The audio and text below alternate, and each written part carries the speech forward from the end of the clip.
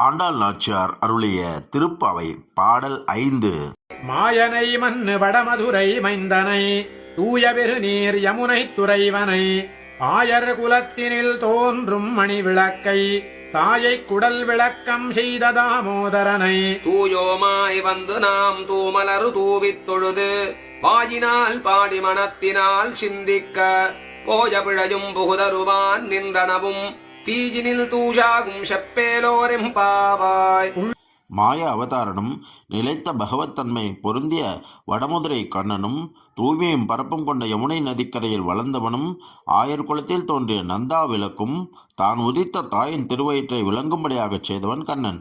அந்த தாமோதரனான கண்ணபிரானை நாம் பரிசுத்தமாக வலம் வந்து சிறந்த மலர்களை கொண்டு அர்ச்சனை செய்து வணங்கி வாயால் அவன் புகழை பாடி மனத்தால் அவனை தியானித்தோமானால் நாம் அறியாது செய்த பாவங்களும் அறிந்து செய்யும் பாவங்களும் நெருப்பில் இட்ட தூசி போல அழிந்துவிடும்.